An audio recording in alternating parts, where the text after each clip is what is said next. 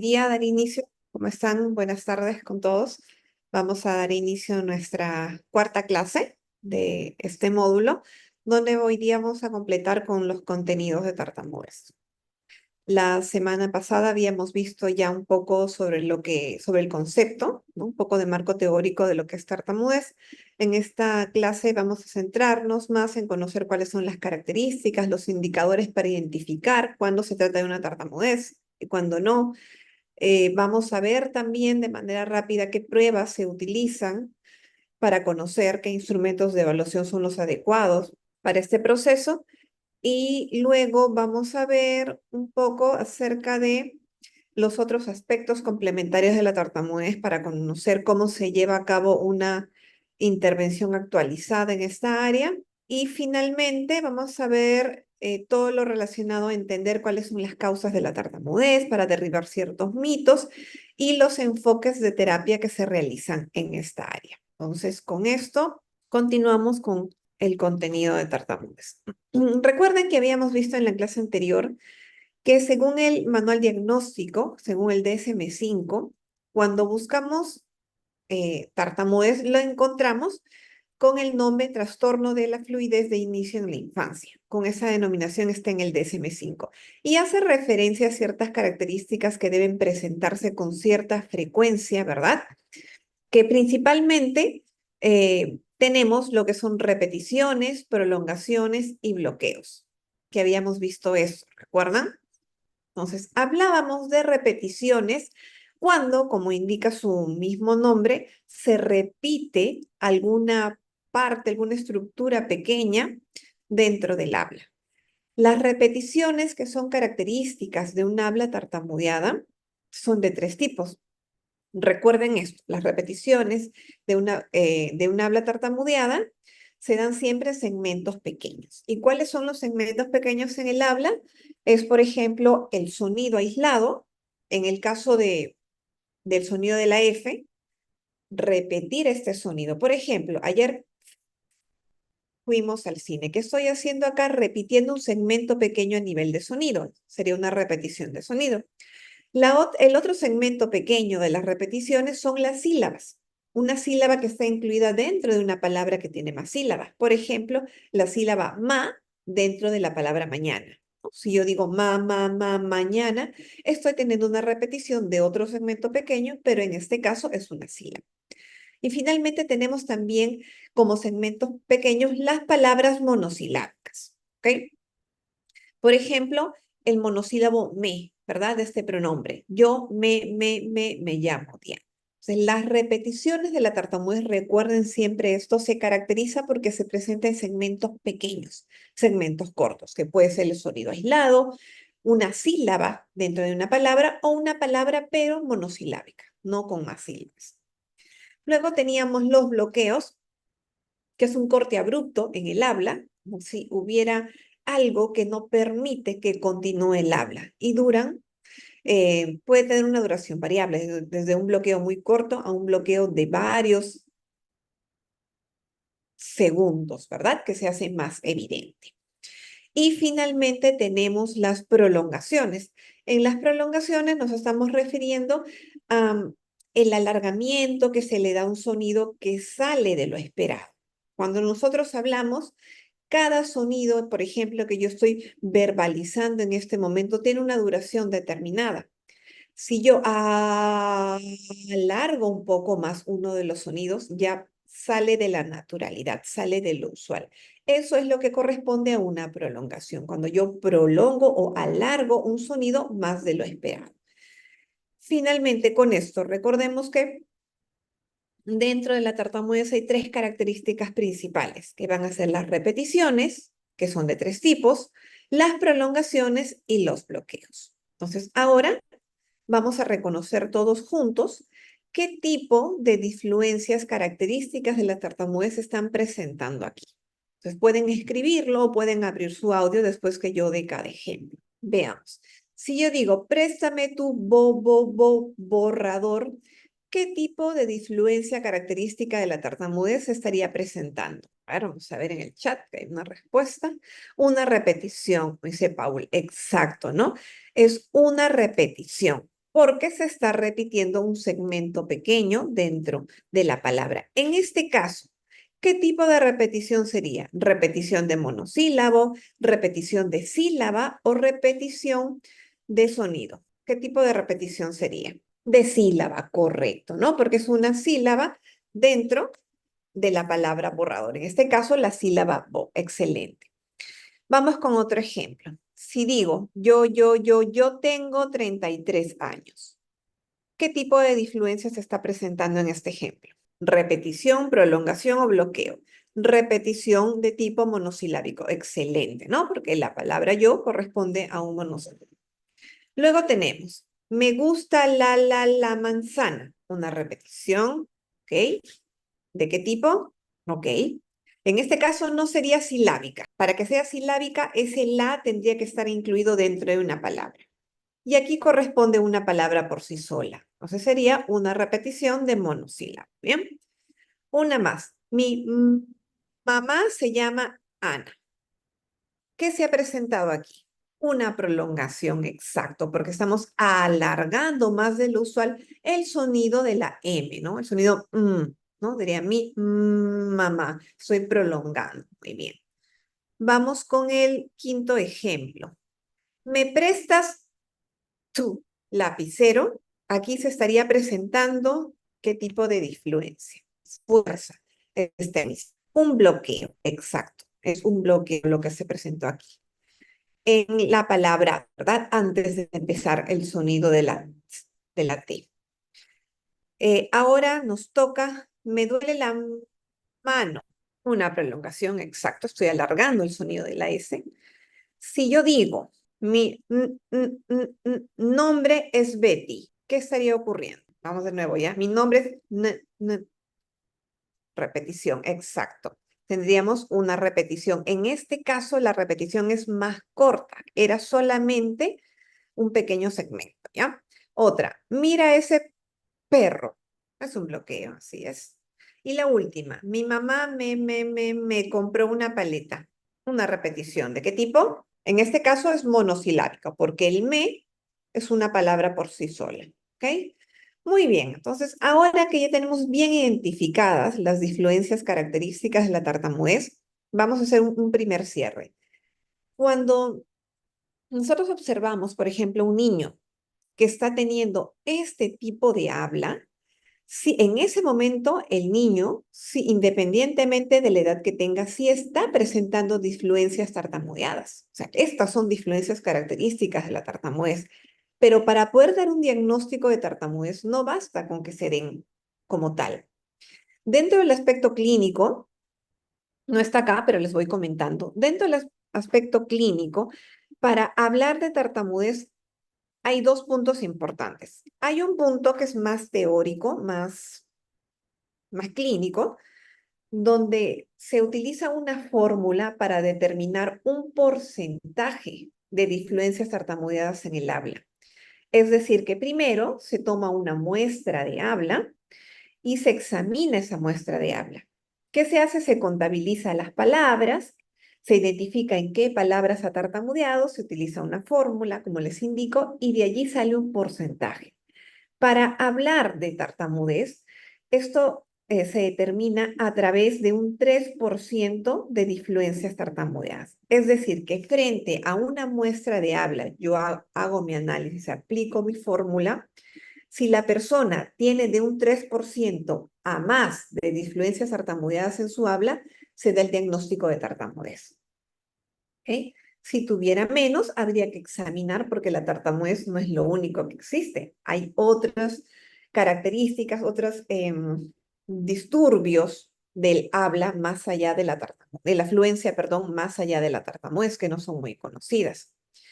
Esa es una mirada. Luego hay otra mirada, mucho más holística, donde que se considera que para hablar de tartamudez, ya lo vamos a ver un poquito más adelante, no les voy adelantando. Quería cerrar con este punto.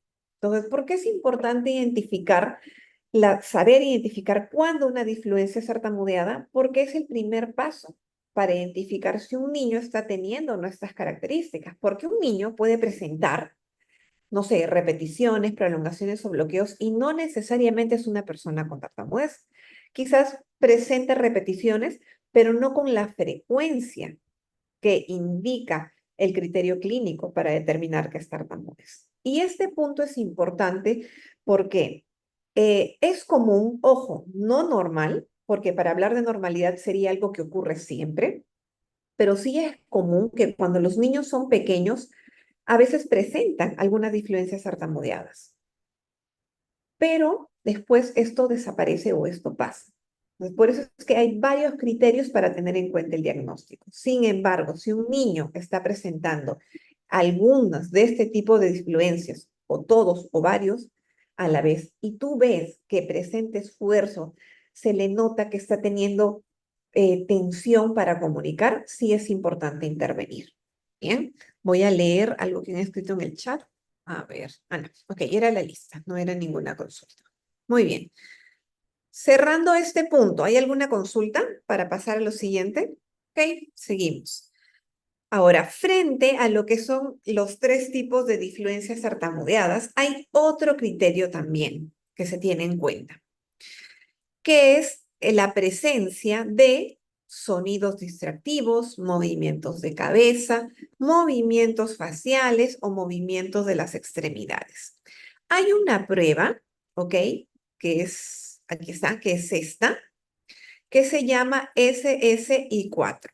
¿Qué pasa con esta prueba? Esta prueba tiene estos, estos cuatro apartados que identifica, que considera que pueden ir acompañados muchas veces en los momentos de habla. Es decir, que cuando una persona tiene repeticiones, tiene prolongaciones o tiene bloqueos, podría también presentar estas características.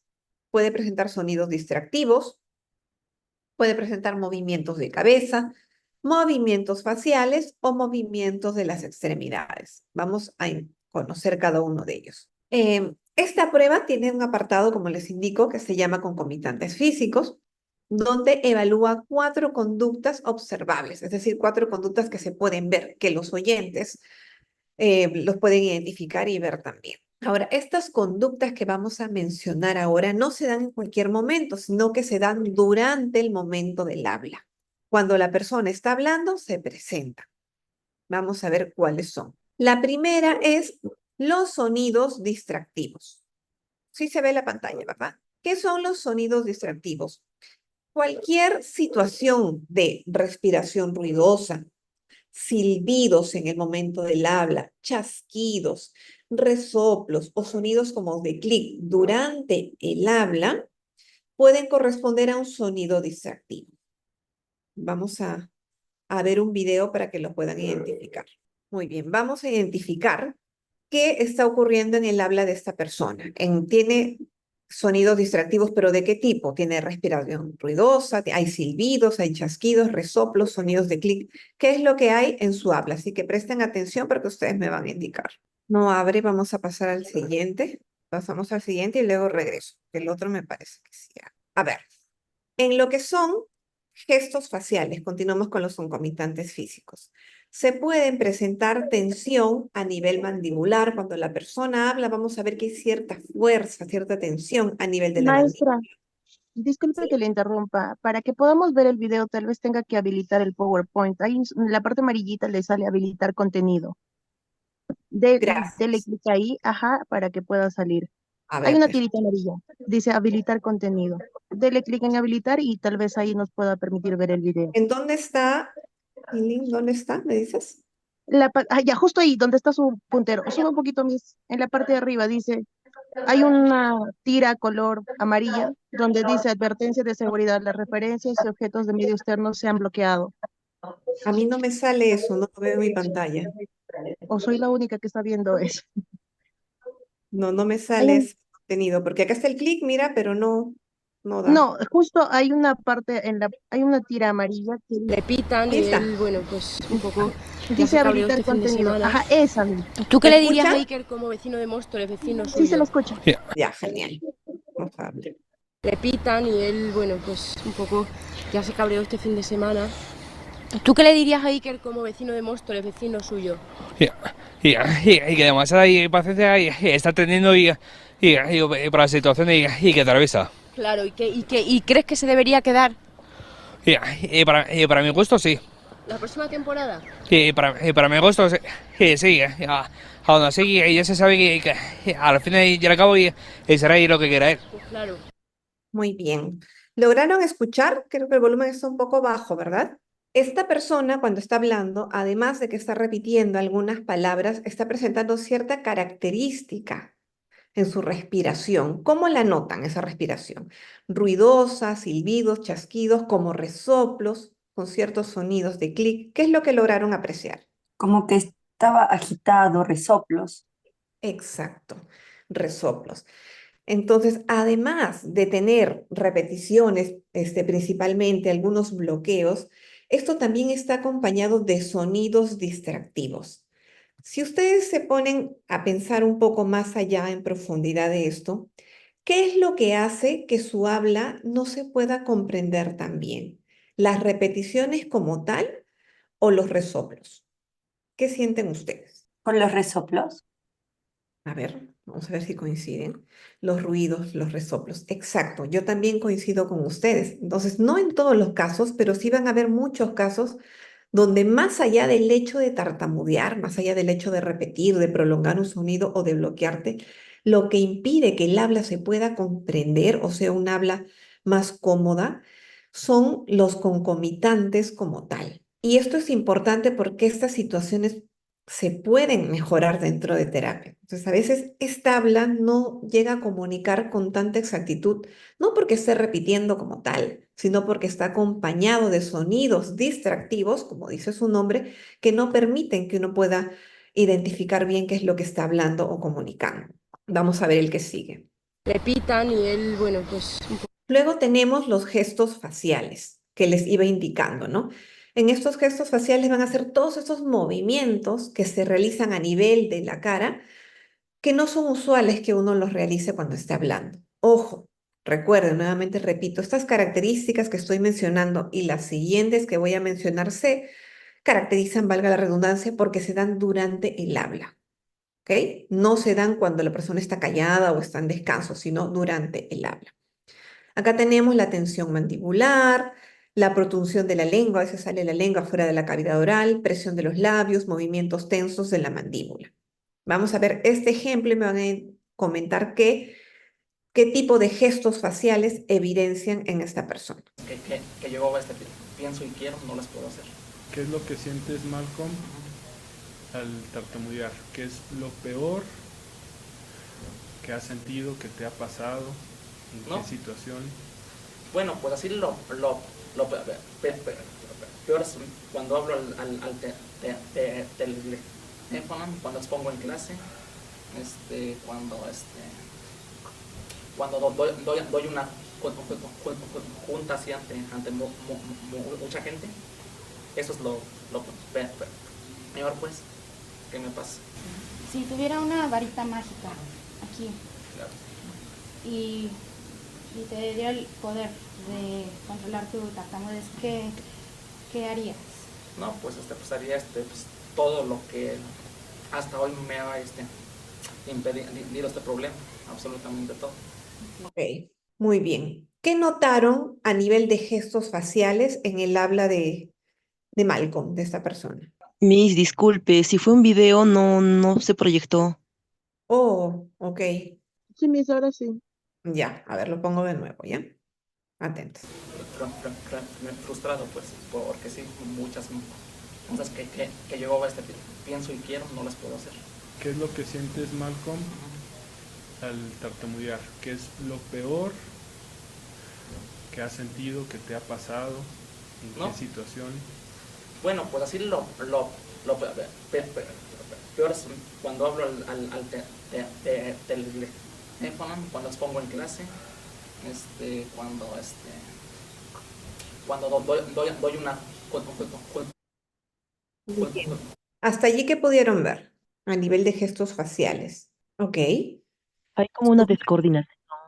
Acá se ponen sus labios, ay, perdón, se notan, no se notan normal. No sé si presión de labios, exacto, ¿no? Protunción de la lengua. ¿Han podido notar que hay 2 o 3 momentos donde la lengua sale de la cavidad oral? ¿Han podido ver eso? Porque se nota ahí en el video. Se nota que está hablando y la lengua sale, ¿no? Como que hace este movimiento. Sí, está un poco pequeño, ¿verdad? Ahora, precisamente en esta persona lo más evidente son los gestos faciales. Obviamente también hay repeticiones como, y algunos bloqueos, como se pueden dar cuenta, pero lo más evidente es, por ejemplo, la presión que hay a nivel de labios, porque en ciertos momentos también, ¿no? Hay una tensión y la protrusión de la lengua, porque la lengua comienza a salir de la cavidad oral. ¿Se ve ahí el siguiente video? ¿Se ve la diapositiva? Sí, Miss. Ya, ok. Luego tenemos lo que son movimientos de cabeza. En movimientos de cabeza está considerado, em, por ejemplo, todos los movimientos que se realizan con la cabeza, pero también la disposición que tiene a nivel de contacto visual. Por ejemplo, si mueve su cabeza hacia atrás, corresponde a este ítem movimientos de cabeza, ¿no? Si la mueve hacia adelante, hacia un costado, pero si evita el contacto visual durante el habla o cuando habla está haciendo esto, o de pronto te mira, pero cuando va a tartamudear mira hacia otro lado, eso también corresponde a movimientos de cabeza, ¿ok? O el mirar alrededor constantemente y no fijarse en su interlocutor también corresponde a este ítem. Vamos a observar aquí este video. Yo estoy esperando por ir con la tartamudez.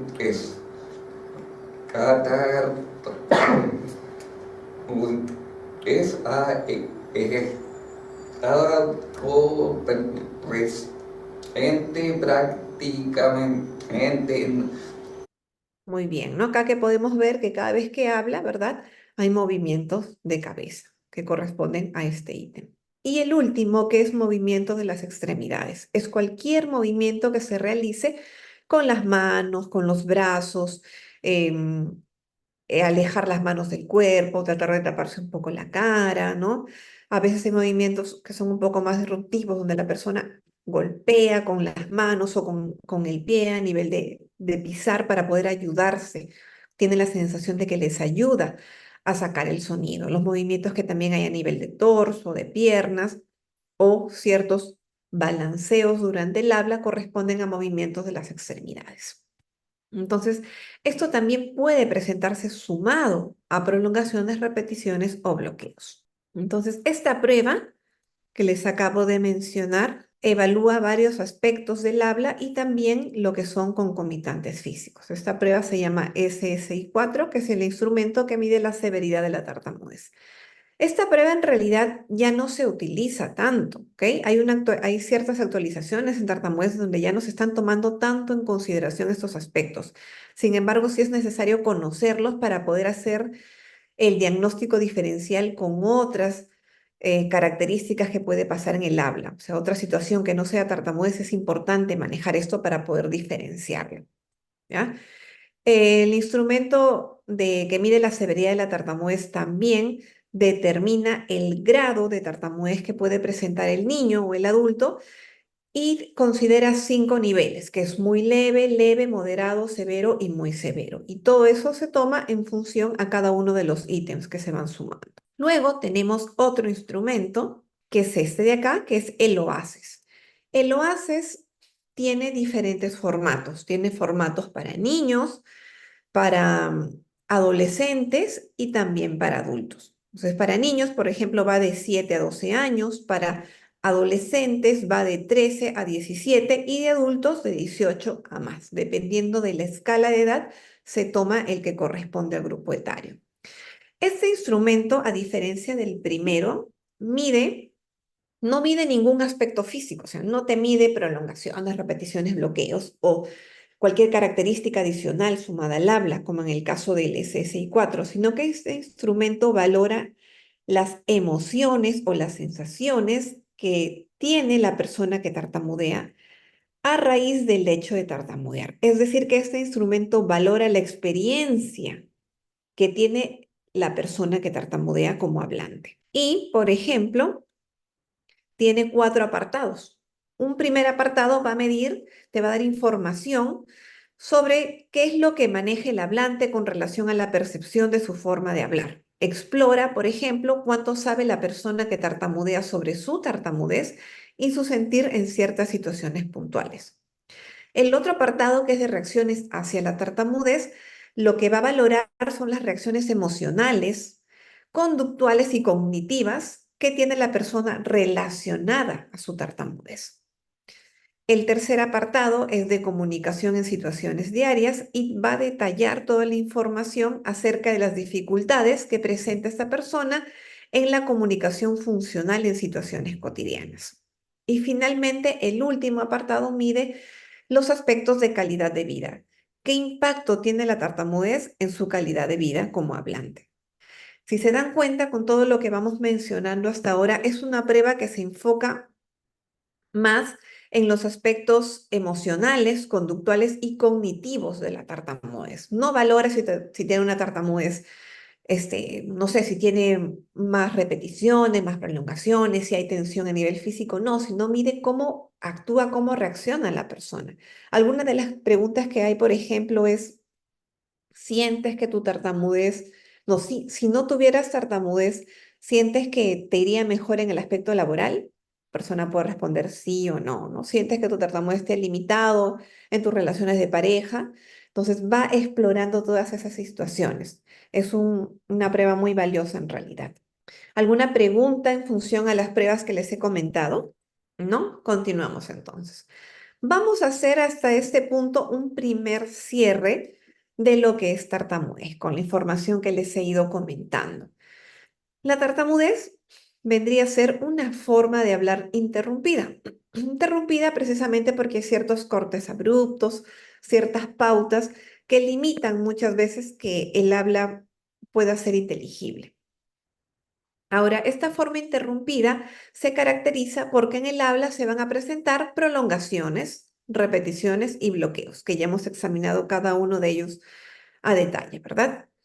Ahora, esta forma de hablar interrumpida, esta tartamudez, es involuntaria. Es decir, la persona no lo hace o no la realiza para llamar la atención, no lo hace porque, no sé, porque quiere, es totalmente involuntario. Y si pensamos en la palabra involuntario, significa que no lo puede controlar, ¿verdad? O que va a ser muy difícil que lo controle en todos los contextos. Quizás en sí, en algunas situaciones podrá manejar un habla más fluida, pero en otras no. Y esta es una consideración muy importante que todo maestro, todo terapeuta del lenguaje o todo familiar de una persona que tartamudea debe saber. La tartamudez es involuntaria.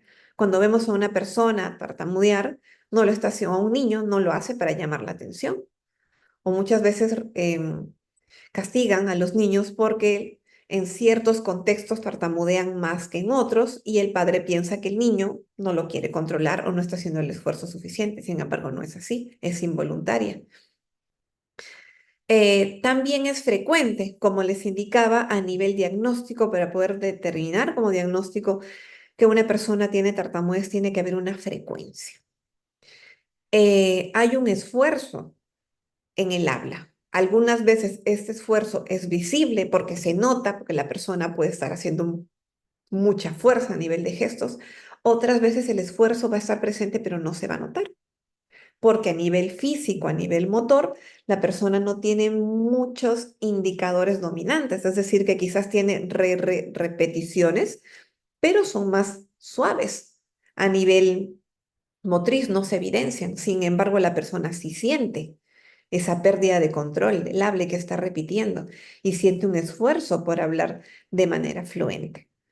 Bien, y finalmente la principal característica de la tartamudez es que es variable. Es variable, ¿por qué? Porque puede haber días que una persona tartamudee muchísimo, como puede haber otros días en los que no tartamudee casi nada o no se evidencia para el resto de oyentes. Es variable porque la persona que tartamudea no tartamudea todo el tiempo. Las personas con tartamudez no hablan así todo el tiempo. Tartamudean en ciertos momentos, en ciertas palabras. Con ciertas personas tartamudean más, con otros menos. Es totalmente variable. Es variable porque hay como que ciertos picos donde se intensifica más y otras veces donde no es tan evidente. Y la principal característica de la tartamudez es su variabilidad. Les comento que es bastante usual que a terapia lleguen a veces los papás, ¿no? Con sus hijos y me dicen, él no hablaba así, ¿no? Antes no tartamudeaba, de pronto comenzó a tartamudear. Es común también que los niños comiencen a tener un desarrollo regular en su fluencia, es decir, no tartamudean, y en cierta edad o en cierto momento comienzan a tartamudear. Entonces, es totalmente variable y es la principal característica de la tartamudez. Ahora, todas estas características que hemos visto ahora, todo este detalle, es la parte visible de la tartamudez. Es lo que nosotros hemos podido evidenciar en los videos que acabamos de ver o lo que escuchamos cuando estamos frente a una persona con tartamudez. Todos estos aspectos que hemos visto son la parte visible de la tartamudez. Lo que el oyente que está hablando con la persona con tartamudez percibe. Sin embargo, hay otra parte de la tartamudez que es la parte no visible. Esta parte solamente la conoce y la sabe la misma persona que tartamudea. Esta parte no visible va a estar relacionada o referida a los sentimientos y actitudes que tiene en función a su forma de hablar. Cuando habla, ¿qué siente? Siente miedo. Cuando va a dar una exposición frente a clase y no puede hablar de manera fluente porque finalmente es involuntario, siente frustración. ¿Qué pasa cuando hablamos de los adolescentes, por ejemplo? Va a decir su nombre frente a una persona nueva y comienza a tartamudear, siente vergüenza, siente miedo, esa incertidumbre de cuando va a hablar no sabe si la palabra va a salir de manera fluida o va a tartamudear. O sea, todas esas emociones y sentimientos generan o pueden llegar a generar un sufrimiento si es que no se lleva un acompañamiento adecuado. Y todas esas características y muchas más corresponden a la parte no visible de la tartamudez, porque eso no lo saben los oyentes, eso solamente lo vivencia la persona que tartamudea. Y quizás se lo comparta a alguna persona de su confianza. Muchas veces no lo hacen, se guardan todo eso. Y es importante tener en consideración este aspecto.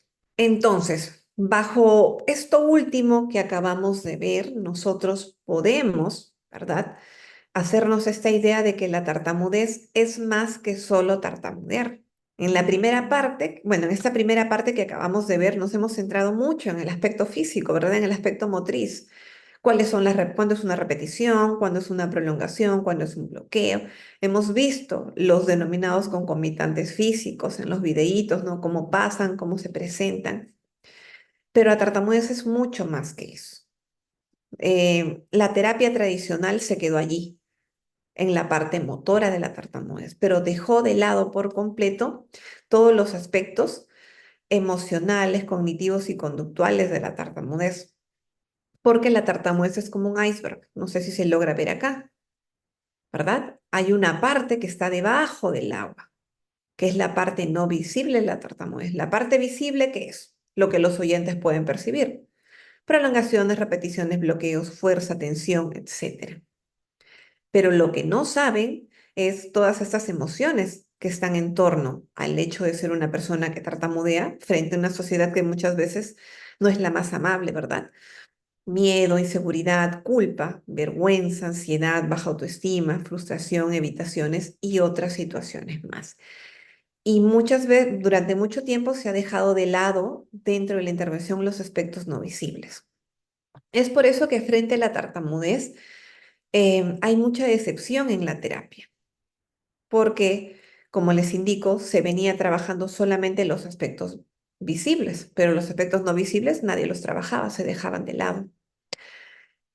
O había también mucha desinformación y muchos mitos alrededor de la tartamudez, pensando en las causas de la tartamudez. Al haber tantas consecuencias a nivel emocional, se atribuían que las causas estaban relacionadas con eso también, pero no, vamos a ver más adelante que las causas de la tartamudez actualmente son otras según la evidencia. Entonces, ¿qué más es tartamudez? Además de lo que ya habíamos visto en el DSM-5, en estos aspectos que hemos comenzado a compartir. Según las personas que tartamudean, que han hecho también su propia definición, la tartamudez es una sensación de pérdida de control del habla. Esto refiere que la persona sabe lo que quiere decir, pero por alguna razón que no puede identificar, por alguna razón que desconoce, tiene dificultades para expresarlo de manera verbal. Como que hay algo, a veces me han referido algunos usuarios, que hay algo que no les deja terminar la palabra. Y lo refieren desde pequeñitos. O sea, yo trabajo con niños pequeños, desde 2 años hacia arriba. Cuando son pequeñitos te dicen, ¿no? Se cogen su boca, ¿no? O dicen, no, no puedo. O dicen, boca no funciona. Con sus palabras intentan mencionar que hay una sensación de que algo está pasando, que algo no responde. Los jóvenes y los adultos, obviamente, con mayores recursos especifican mucho más, ¿no? Los jóvenes dicen, a veces siento cuando tengo bloqueos que mi garganta se cierra, hay algo acá que no me deja terminar de sacar la palabra. Los adultos, dependiendo su vivencia y a las características que presenta su propia tartamudez, porque ninguna tartamudez es igual que otra, te identifican esta pérdida de control, ¿no? O sea, que no hay un control sobre su habla, que muchas veces están hablando de una manera fluente, sin interrupciones, y de pronto algo corta eso. E incluso refieren que esta incertidumbre de no saber cuándo va a hablar con fluidez y cuándo va a haber interrupciones es la parte más difícil de la tartamudez, ¿no? Porque no es algo constante. ¿Alguna pregunta a esta parte? Miss, buenas tardes, ¿me escucha? Sí, Jacqueline, adelante. Miss, recién acabo de entrar. Es una consulta. Estos niños que tienen problema de tartamudez, ¿se puede deber también a la violencia que hay en sus hogares? ¿Presencian violencia? No. Justo ahora vamos a ver cuáles son las causas. Ahora, cualquier situación en el ambiente va a influir en términos que puede incrementar o no algo que ya estaba ahí. ¿Ok? Eso vamos a detallarlo ahora. Entonces, todas estas situaciones de nivel emocional, de nivel del contexto familiar, no la causan, pero sí pueden influir a que sea una tartamudez un poco más acentuada. ¿Ok? Con esto me refiero. Cuando hablamos de, por ejemplo, de fobias, muchas veces en consulta, los padres, lo cual es totalmente lógico, o sea, si lo pensamos, tiene todo el sentido que hagan esa conclusión, ¿no? Han llegado papás donde me indican situaciones de un estrés emocional muy fuerte y que al poco tiempo de esa situación los niños comenzaron a tartamudear. Me han contado, por ejemplo, situaciones donde a un niño, por ejemplo, la persona que lo cuidaba lo dejó encerrado en una especie de armario pequeñito, como por media hora, y el niño lloraba, asustado en un lugar oscuro. A los 2 meses de ese evento, el niño comenzó a tartamudear. ¿Qué pensaban los padres? Que la causa era esa situación, que por esa situación el niño comenzó a tartamudear. Otras situaciones, que le mordió un perro, y fue una situación de mucho susto para y el niño comenzó a tartamudear después de ese evento, al poco tiempo, a las pocas semanas. Tiene todo el sentido del mundo pensar, ¿verdad?, que eso lo desencadenó. Sin embargo, estoy segura que lamentablemente la mayoría de personas que estamos presentes en esta clase han tenido alguna situación de estrés emocional o quizás bordeando lo traumático y no todos tartamudeamos. Entonces, esa no es la causa y hay mucha evidencia científica de eso, pero sí es como algo que contribuye o podría ser un activador, pero no es la causa. La causa va más relacionado al aspecto, la causa está más relacionada con factores genéticos y factores neurológicos. La mayoría de personas que tartamudean tienen muchos indicadores de este tipo. Entonces, esta es la causa como tal, pero como menciono, todos los otros factores externos de situaciones emocionales, de temas del entorno familiar, sí influyen, no como una causa, pero sí como algo que puede incrementar. ¿Ok? Muchas veces también hay autores que indican que es como una especie de detonador, ¿no? Que presenta algo, que activa algo que ya se iba a presentar en algún momento. Vamos conociendo aquí. Hay puntos importantes a tener en cuenta sobre qué más es tartamudez dependiendo de las edades. Por ejemplo, la tartamudez termina teniendo también un impacto en la vida social, en la vida educativa, en el autoconcepto, en la vida familiar y en la vida laboral. Principalmente en edades tempranas, cuando, perdón, hablamos de niños, la afectación suele darse más en estas áreas, en lo que es vida social y educación. ¿Vida social en qué sentido? Que son niños que están empezando a construir, establecer lazos, ¿verdad?, con los niños de su edad. Y a veces, ¿qué hacen? Tienden a retraerse o optan también por reducir su círculo social. Solamente fomentan lazos de amistad con las personas que ya conocen su forma de hablar y se limitan a conocer personas nuevas por miedo a que se burlen, por miedo a exponerse como una persona con tartamudez. En el aspecto educativo puede haber diversos impactos, desde el hecho, por ejemplo, de que los maestros cuando no conocen sobre tartamudez comienzan a hacer exigencias sobre los niños. Si tenemos en cuenta, por ejemplo, que la tartamudez es involuntaria, ¿ok? ¿Qué sentido tiene o sentido no?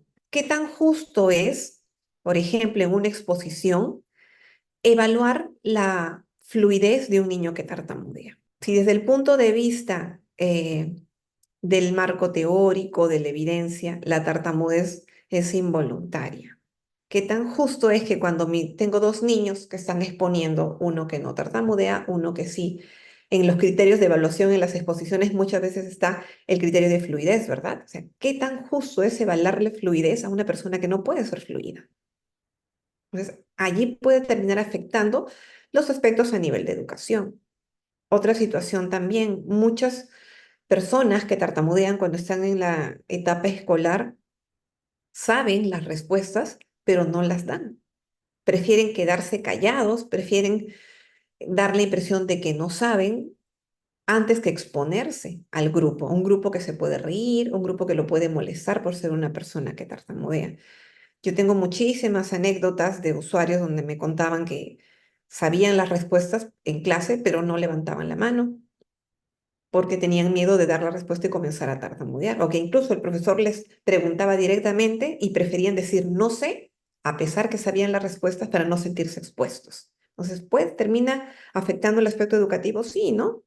Tiene, perjudica también. Es una situación importante a tener en cuenta.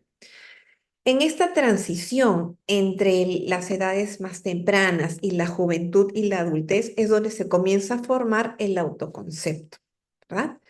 Y este autoconcepto, si no hay un manejo, si no se lleva adecuadamente toda la vivencia que está teniendo a nivel de emociones, se puede ver afectado también.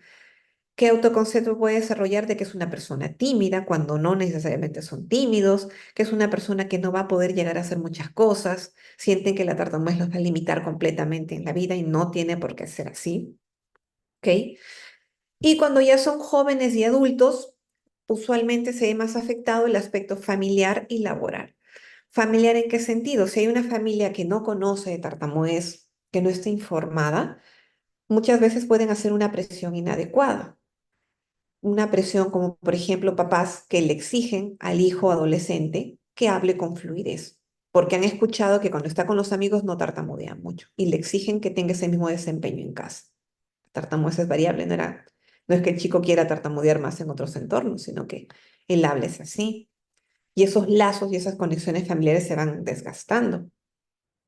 En el aspecto familiar también, porque las mismas personas que tartamudean, hablando de jóvenes y adultos, piensan que por ser una persona que tartamudea jamás van a conseguir una pareja, jamás van a establecer una familia, y no, no es así, ¿no? En el aspecto laboral, porque muchas veces eligen la profesión a la que se van a dedicar o la actividad de vida de sostén que van a realizar para mantenerse en función a si se habla mucho o no se habla mucho. Y veo en mis usuarios muchas veces queriendo estudiar de pronto psicología, ¿no? O algo relacionado a humanidades, pero terminan llenos de ingeniería porque creen que en ingeniería no van a exponer mucho, no va a haber muchas exposiciones, no van a tener que hablar tanto. Entonces, terminar eligiendo tu profesión, a lo que te vas a dedicar solo por si se habla o no se habla mucho, es algo que termina afectando tu vida también.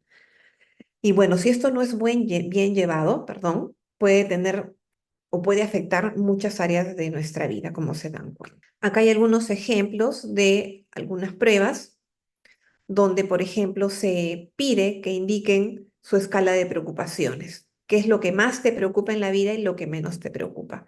En este punto yo no les menciono nada del habla, ¿no? Llegan, conversamos y les propongo, ¿no? Llenar esto con cuáles son tus preocupaciones de vida. Acá escribes lo que menos te preocupa, ¿ok? Y acá arriba, en la última cajita, lo que más te preocupa. Y muchas veces, el 90% de veces exponen que les preocupa, Por ejemplo, que no me entiendan al hablar relacionado a su tartamudez. Le preocupa tartamudear, que no le presten atención cuando hablo y se ve, es una muestra, ¿no? De cómo comienza a afectar la calidad de vida. Igual también acá, que es para niños más pequeños, se colocan las dos manitos. En una, que escriba qué es lo que más le gusta de él, en ningún momento se menciona la tartamudez ni el habla, y en la mano izquierda que escriba lo que no le gusta tanto. Miren, lo que le gusta que mencionan, ellos solitos lo relacionan con el habla porque ya está en su experiencia de vida. Me gusta cuando hablo fuerte, me gusta cuando me siento más tranquilo. ¿Qué es lo que no le gusta? Cuando me trabo, ¿no? O cuando no tomo aire. Ambos aspectos, tanto los del aspecto positivo, de lo que le gusta, tanto como lo que no le gusta, está relacionado al habla. Y ahí se van delimitando la afectación que tiene a nivel de calidad de vida. Vamos a conocer algunos mitos de la tartamudez. La tartamudez es psicológica. Esto es algo que se ha pensado durante mucho tiempo, todavía se piensa, que la tartamudez es un problema psicológico, incluso con los aspectos que yo les he ido mencionando, como que da pie a comprender eso, ¿verdad? Ahora, la tartamudez no es un problema psicológico, o sea, no es como la depresión, no es como la ansiedad. Es una dificultad que tiene su base en el habla. Solo que las consecuencias de vivir con tartamudez y no llevar un acompañamiento adecuado pueden desencadenar en situaciones que afectan la tranquilidad, la emoción, todos los aspectos psicológicos. O sea, la tartamudez no es psicológica, pero sí puede tener causas que afecten esta área. Los niños tienen mayor riesgo de tartamudear, es decir, los niños varones tienen mayor riesgo de tartamudear que las mujeres. ¿Qué creen? ¿Qué intuyen ustedes? ¿Será verdadero o falso? Si está en el rubro. Exacto. No, sí es verdadero. En realidad, la tartamudez, como la mayoría de trastornos del neurodesarrollo, hay mayor incidencia en varones que en mujeres. Hay una incidencia de 4 a 1 aproximadamente. Es decir, que por cada 4 varones que tartamudean, hay una mujer que lo hace. Hay mayor incidencia en varones. Esto sería verdadero. Para diagnosticar tartamudez se debe esperar hasta los 6 años. ¿Qué creen? ¿Verdad o mito? Hay muchos, ya ni tantos en realidad, conforme va avanzando el tiempo, se van haciendo más investigaciones, los diagnósticos cada vez se dan a edades más tempranas, ¿no? Muchos años atrás, los diagnósticos se dan a partir de los 6 años, ¿no? Bajo la premisa que a los 6 años se termina de desarrollar el lenguaje. Entonces, recién allí podíamos determinar si se trata o no de algún diagnóstico. Sin embargo, como mencioné hace líneas atrás, cada vez los diagnósticos se dan a edades más tempranas. Sin embargo, en tartamudez el diagnóstico se da en el momento que se identifica que hay difluencias tartamudeadas que están limitando o están afectando el habla de la persona. Si el niño tiene 3 años y hay evidencias de un habla tartamudeada y ves que el niño está sufriendo en ese momento para comunicar, en ese momento es el diagnóstico de tartamudez. ¿Puede dejar de tartamudear? De pronto sí. De pronto en unos meses deja de tartamudear y el diagnóstico pues ya no estaría presente ese diagnóstico, ¿verdad? Pero cuando se encuentran difluencias tartamudeadas frente a un proceso de evaluación especializada, claro está, se da el diagnóstico cuando se lo encuentra. Si el niño tiene una edad más temprana de 3 años, ¿no? 3 años y medio, 4, se da el diagnóstico. Si hay ciertos parámetros. No es necesario esperar hasta los 6 años. ¿Por qué sería contraproducente esperar hasta los 6 años? Miss, ¿cuál fue la pregunta? Disculpe. ¿Por qué creen que no deberíamos esperar hasta los 6 años para dar un diagnóstico de tartamudez? ¿Qué de malo podría pasar si esperamos tanto? Porque podría incrementar, podría ir en avance. Sí, o sea, sí, es verdad, pero hay otro aspecto más importante todavía. Esto que les mencionaba del acompañamiento adecuado de todo el aspecto emocional y conductual. Cuando la tartamudez no se ha educado a la familia, porque los papás tienen que aprender muchas cosas que no saben y no tienen por qué saberlas porque no son terapeutas, la familia comienza a cometer en el afán de ayudar muchas situaciones que son totalmente contraproducentes, como presionar para que el niño hable fluidamente, muchas cosas más. Entonces, cuando no hay un acompañamiento adecuado y el niño desde edades tempranas no es desensibilizado en este tema, hay mucha afectación, como ya hemos visto, en otras áreas de la vida. Pero cuando el niño viene pequeño a la terapia, se educa a la familia, se hace este acompañamiento con el niño, ya no hay estas afectaciones en la calidad de vida. Tú ves, hay dos opciones. Hay algo que es realidad, que es cierto. Cuando el niño llega pequeño a la intervención, hay probabilidades muy altas de que el niño deje de tartamudear. Hay evidencia que indica que el 80% de niños que tartamudean, que son intervenidos o incluso en edades tempranas, dejan de tartamudear. Pero hay otro porcentaje que continúa tartamudeando. Independientemente de eso, si ha llevado un acompañamiento temprano, tanto el niño que deja de tartamudear como el que no, tiene una mirada distinta a la tartamudez. Y tú vas a ver a una persona que habla tartamudeando, pero tartamudea de una manera más cómoda, sin sufrimiento. Es diferente ver a alguien que hace mucho esfuerzo, no tiene ningún recurso para hablar con mayor comodidad. Entonces, sí es importante en este aspecto la terapia temprana. Y si esperamos hasta los 6 años para recién decir que el niño tiene un diagnóstico, muy probablemente nos topamos con un niño que tiene vergüenza de hablar en el colegio, un niño que limita su círculo de amigos, un niño que cada vez que tartamudea se va a sentir culpable, se va a sentir mal, diferente a un niño que llegó a terapia, por ejemplo, a los 3 años y se le enseñó diversos recursos y también se le empoderó desde el punto de vista emocional saber que no es su culpa hablar así, no pasa nada si tartamudea. Vas a ver que tiene un habla mucho más cómoda.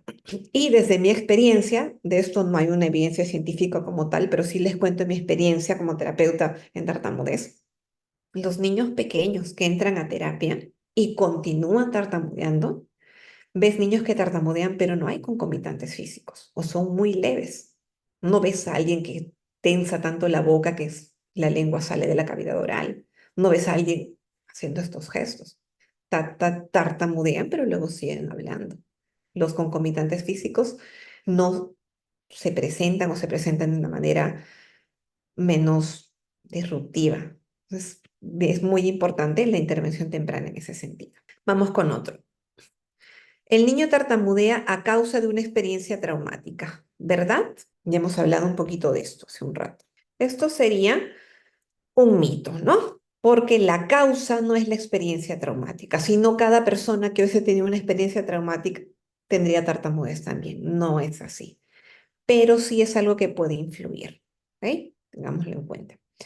Ayudamos a las personas con tartamudez y les decimos que se calmen o que Miss, se... disculpe, no le escuché bien esta parte. ¿Puede influir? O sea, la experiencia traumática no es el motivo, pero podría influir. Podría influir como podría no influir.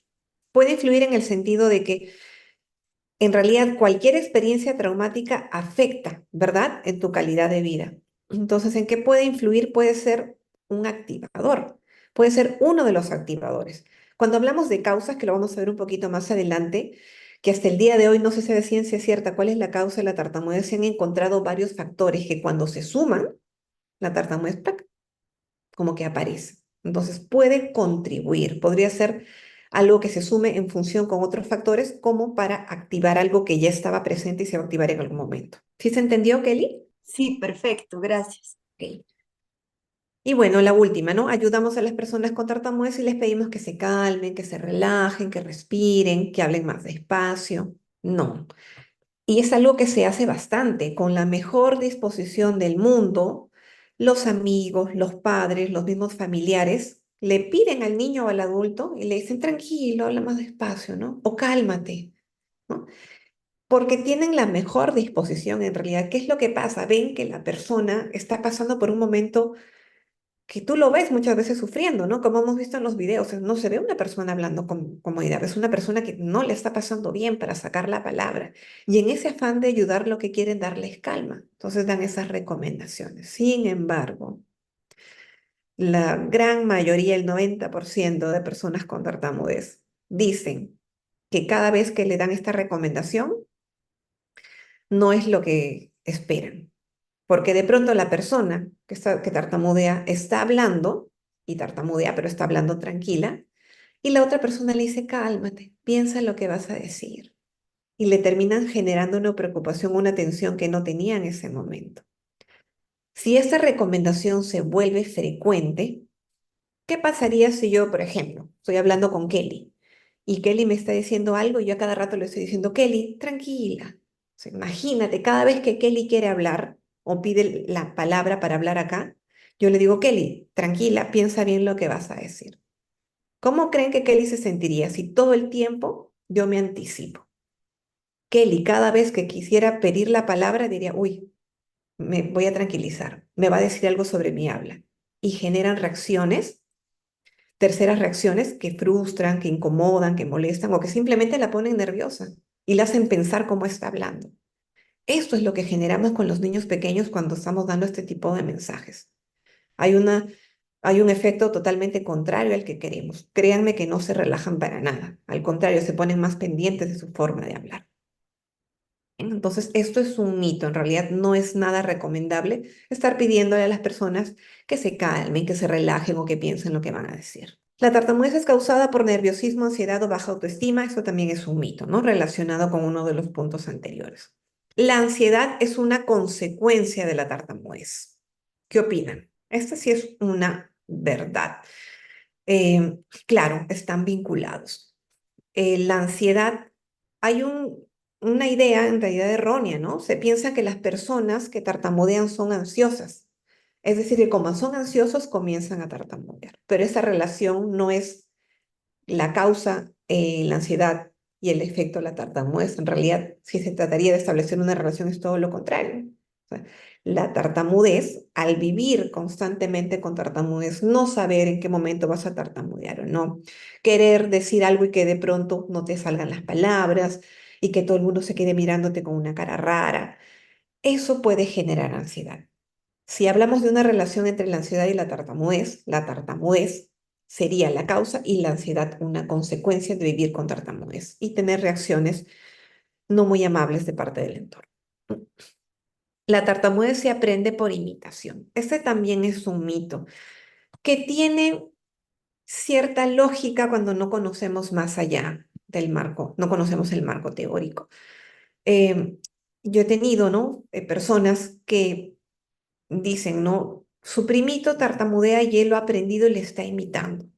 Créanme que sostener una imitación de tartamudez en el tiempo no es nada sencillo. Puedes imitar un rato, un minuto, pero hacerlo, sostenerlo en el tiempo no es sencillo. Requiere que te pongas a pensar cómo vas a tartamudear, en qué palabra, qué vas a hacer, una repetición o un bloqueo. Y ese monitoreo, sostenerlo en el tiempo no es mucho menos para un niño. Ahora, ¿por qué puede ser que un niño cercano esté tartamudeando? Uno, porque, como mencioné antes, hay una gran cantidad de niños que en cierto momento de su desarrollo del lenguaje tartamudean y luego lo dejan de hacer. Entonces, es algo no normal, pero sí puede ser frecuente, ¿verdad? Lo otro, si hablamos de familia, es que hay una incidencia genética fuerte. Entonces, por allí puede ir estar un poco más explicado, pero no por el tema de imitación.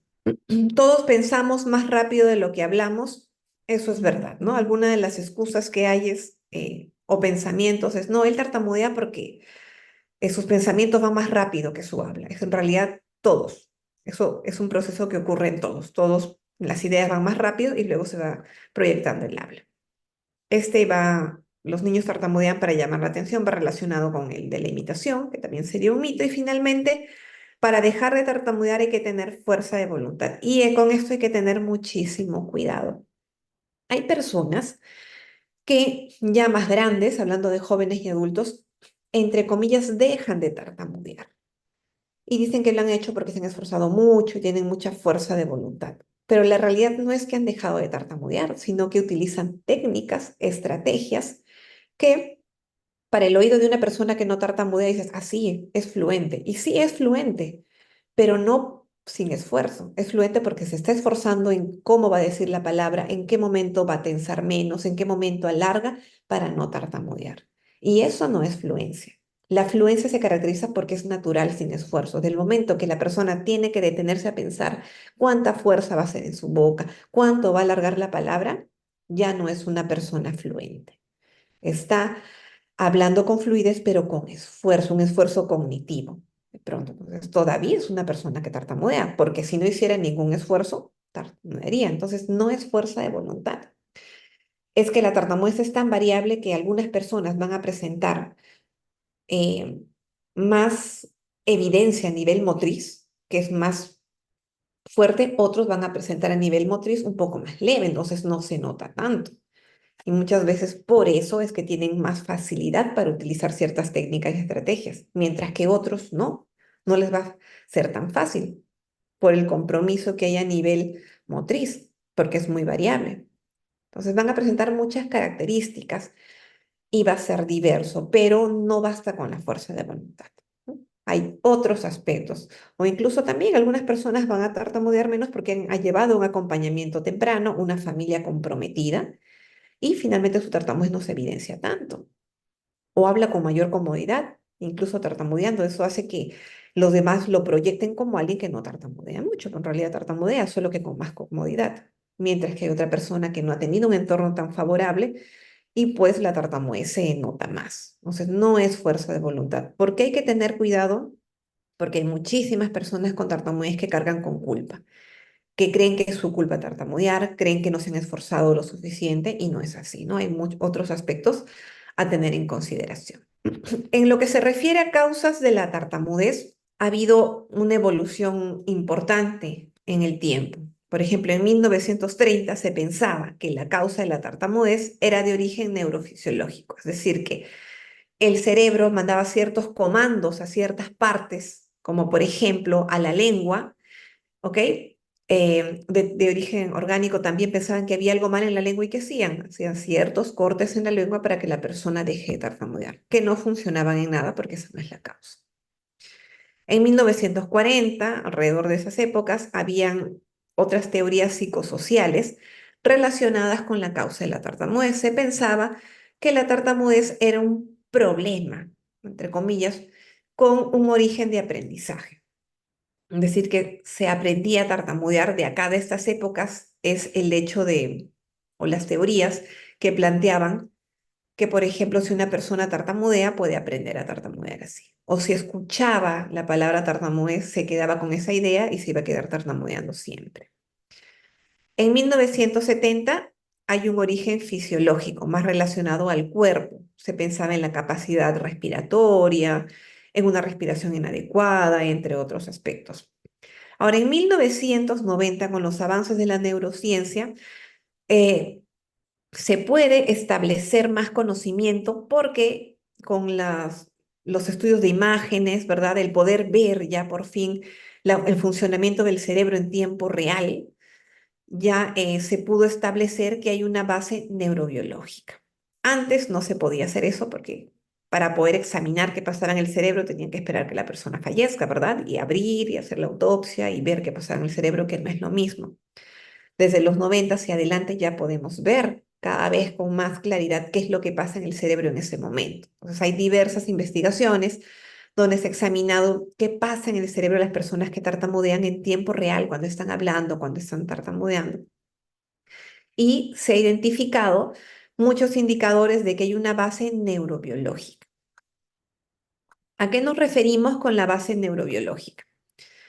Que hay factores neurológicos, es decir, que hay diferencias en el cerebro de las personas que tartamudean con el cerebro de las personas que no tartamudean. Y estas diferencias se van a encontrar tanto en la estructura del cerebro como en la función. Es decir, que a nivel estructural hay ciertas partes que son diferentes y a nivel de funcionamiento el cerebro también funciona distinto. Ahora, estas estructuras y estas funciones que son distintas son tan leves o son tan sensibles, tan pequeñas, son las diferencias tan, se me fue la palabra, son tan imperceptibles, ¿ok? Que lo único que causan es que la persona no hable con fluencia. No hay ningún otro tipo de diferencia, o sea, no va a haber una afectación a nivel cognitivo, no hay una afectación en otro sentido. Lo único que causa es que la persona no hable con fluencia. Es lo que se ha ido identificando hasta ahora. Veamos, por ejemplo, las diferencias a nivel estructural. Se ha encontrado esta zona que está pintado de amarillo, es el plano temporal, ¿no? Recuerden que hablamos frontal, parietal, temporal, ya. En el plano temporal se ha encontrado que esta estructura es un poco más grande en las personas que tartamudean. Ahora, son diferencias muy sutiles, son mínimas, ¿ok? También hay una disminución de la materia blanca en el hemisferio izquierdo. Y justo en este hemisferio izquierdo es donde se encuentran, por ejemplo, las áreas motoras y las áreas relacionadas a la corteza auditiva. Entonces, ¿qué se infiere?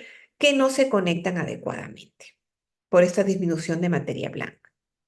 Son áreas que precisamente están relacionadas con la parte motora del lenguaje. Otra diferencia que se ha encontrado son aquellas que están relacionadas con el cuerpo calloso. Recordemos que el cuerpo calloso es esa estructura que une ambos hemisferios del cerebro. Ahora, ¿qué podría pasar con esto? Que puede permitir una interferencia del hemisferio derecho con el hemisferio izquierdo, por ejemplo, en tareas que están relacionadas al habla. Y estas son las diferencias que se han encontrado. Sin embargo, eh, si al niño o al adulto se le manda a hacer un estudio de imagen, una resonancia, no se va a encontrar nada, porque esas diferencias son muy sutiles. Estos estudios han sido estudios hechos precisamente para identificar qué es lo que pasa en el habla. Se han hecho durante tareas de habla también, con la persona despierta, ¿no? Específicamente para eso. Entonces, a nivel estructural, el médico, si hablamos de un neurólogo, no va a encontrar, no te va a decir, no, acá hay cierta estructura que impide, no, porque las diferencias son muy sutiles y se han hecho, y estos estudios han sido hechos precisamente para eso. O sea, la diferencia es tan sutil que afecta solamente las tareas de habla. Ahora, en cuanto a las diferencias a nivel de funcionamiento, a las diferencias funcionales, se ha identificado que durante el habla se duplica la actividad en las zonas motoras del cerebro. Es decir, que hay un exceso de actividad en el hemisferio derecho cuando la persona que tartamudea está hablando. Hay una sobrereacción. ¿Ok? Mientras debería haber cierta actividad, hay una sobreactividad en esos momentos. Hay una hiperactivación en la amígdala. Recuerden que la amígdala es esta estructura que está en el cerebro que te ayuda a afrontar las emociones, ¿verdad? También hay una activación atípica en los ganglios basales, donde no se procesa sincronizadamente la información para el área motora suplementaria. Entonces, a nivel funcional, sí hay algunas diferencias que evidencian que por allí se estaría presentando el hecho de por qué algunas personas tartamudean y otras no, e incluso por qué algunas tartamudean de manera más severa que otras. ¿Qué es lo que también puede presentarse? Antes de ir a esto, quiero volver acá. Lo que les mencionaba, también hay un factor genético muy fuerte y predominante que se ha encontrado tanto en los estudios como en el aspecto más práctico. Si alguien tiene un familiar que tartamudea o conoce a alguien con tartamudez, van a ver que es muy probable, muy probable que tenga también algún familiar que tartamudee. En las investigaciones que se han hecho, se han encontrado, por ejemplo, que en gemelos hay una incidencia bien alta, una incidencia de un 50 hasta el 70% de que cuando un gemelo tartamudea, el otro también. O sea, es una incidencia bien alta. También se han identificado algunos genes que están asociados a la tartamudez, a una tartamudez que continúa, una tartamudez que no desaparece, ¿no? En ciertos cromosomas, como el 1, el 7, el 9, el 12, el 13, 15, 16 y 18. Entonces, la genética no es la causa, pero sí contribuye. Cada vez hay más estudios relacionados a esto, que se ve que estos factores son los que van determinando cuándo una persona continúa tartamudeando y cuándo no. Recuerden que al inicio de la clase habíamos hablado que es frecuente, ¿verdad? Que en algún momento los niños comiencen a tartamudear, no todos, no normal, pero sí frecuente, no todos lo hacen. Y de ese grupo hay niños que dejan de tartamudear incluso sin terapia y hay otros que continúan tartamudeando. Cada vez se están haciendo más investigaciones y todo eso hace creer, ¿no? La evidencia comienza a apuntar de que los factores genéticos y los factores funcionales y estructurales serían los que determinan que alguien continúe tartamudeando o que no lo haga. Muy bien, ¿preguntas hasta esta parte? Miss, una consulta. Miss, ¿qué Adelante. población tanto en género, no masculino o femenino, tienen este tipo de problemas? La incidencia es cuando hablamos a nivel general de población, el 5% de niños comienzan a tartamudear. De ese 5% de niños, pensando de 5 a 1, de cada 5 niños que tartamudean, 4 recuperan la fluencia, dejan de tartamudear, comienzan a hablar con una fluencia normal y uno se convierte en un adulto que tartamudea. Ahora, en cuanto a varones y mujeres, es de 4 a 1. Por cada 4 varones que tartamudean, hay una mujer que tartamudea. En realidad, la población de tartamudes no es tan amplia, ¿no? Por eso es que durante mucho tiempo no ha habido tanta investigación o no ha habido una terapia enfocada en poder ver cuál es la mejor intervención para las personas con tartamudez, porque en realidad la población no es tan amplia con tartamudez. No es como, no sé, en otras dificultades del lenguaje tú encuentras una incidencia mayor en tartamudez. No, mira, de cada 5 niños que comienzan a tartamudear, 4 dejan de tartamudear y solamente uno se convierte en un adulto que tartamudea. En cuanto al parentesco, entre un 14 y 46, que es un rango bien amplio de personas con tartamudez, tienen familiares de primer grado que también tartamudean.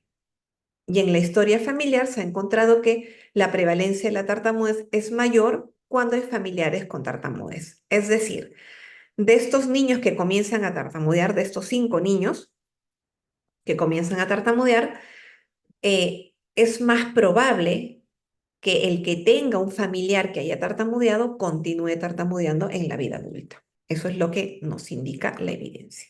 Miss, una pregunta adicional Sí, adelante. con respecto a factores que la generan. En los hogares de este niño que tartamudea puede también ser una causa el hecho de que los papás sean muy sobreexigentes. Como causas no, pero como factor que va a dificultar de todas maneras. Sí influye muchísimo en las dinámicas de habla. Cuando hablamos, por ejemplo, de un niño que tartamudea, un niño que recibe mucha presión, mucha exigencia, va a tartamudear más.